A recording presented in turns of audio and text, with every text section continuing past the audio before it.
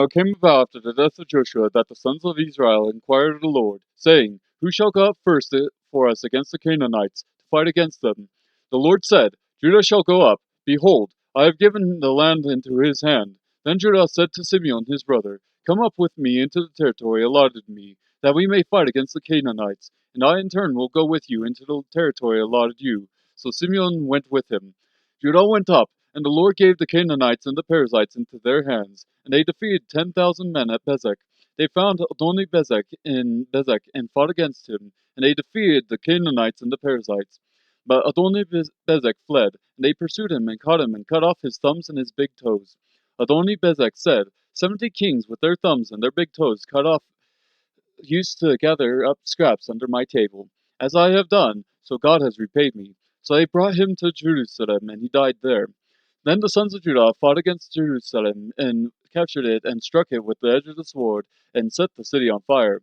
Afterward, the sons of Judah went down to fight against the Canaanites living in the hill country, and in the Negev, and in the lowland. So Judah went against the Canaanites who lived in Hebron. Now the name of Hebron formerly was Kiriath Arba. And they struck Sheshai, and Ahiman, and Talmai. Then from there they went against the inhabitants of Debir. Now the name of Debir formerly was Kiriath Sefer. And Caleb said, The one who attacks Kiriath Sefer and captures it, I will even give him my daughter Achsah for a wife.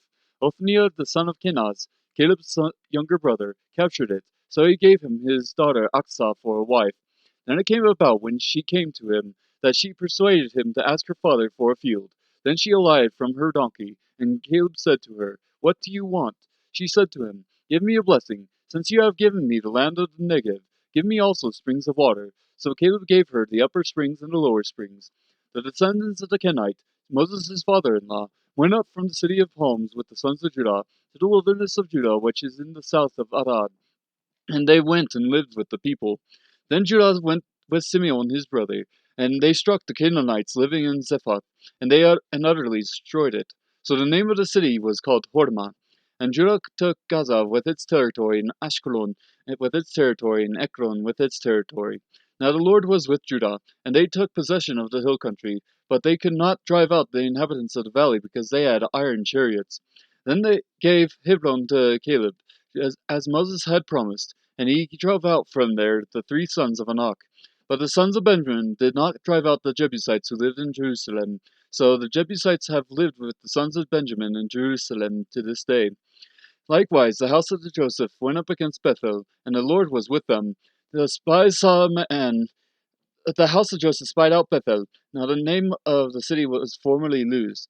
The spies saw a man coming out of the city, and they said to him, Please show us the entrance to the city, and we will treat you kindly. So he showed them the entrance to the city, and they struck the city with the edge of the sword, but they let the man and all his family go free.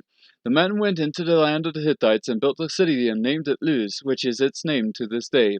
But Manasseh did not take possession of Beth-shean and its villages, or Taanach and its villages, or the inhabitants of Dor and its villages, or the inhabitants of Ibleam and its villages, or the inhabitants of Megiddo and its villages. So the Canaanites persisted in living in that land. It came about when Israel became strong that they put the Canaanites to forced labor, but they did not drive them out completely. Ephraim did not drive out the Canaanites who were living in Gezer, so the Canaanites lived in Gezer among them. Zebulun did not drive out the inhabitants of Kitron, or the inhabitants of Nahalal, so the Canaanites lived among them and became subject to forced labor.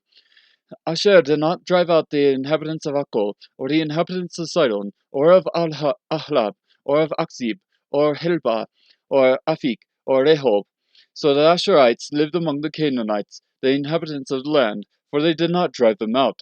Naphtali did not drive out the inhabitants of Beth Shemesh, or the inhabitants of Beth Anath, but lived among the Canaanites, the inhabitants of the land, and the inhabitants of Beth Shemesh and Beth Anath became forced labor for them.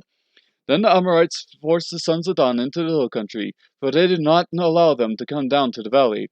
Yet the Amorites persisted in living in Mount Heres, in Ajalon, and in Sheabim. But when the power of the house of Joseph grew strong, they became forced labor. The border of the Amorites ran from the ascent of Akrabim, from Selah and upward.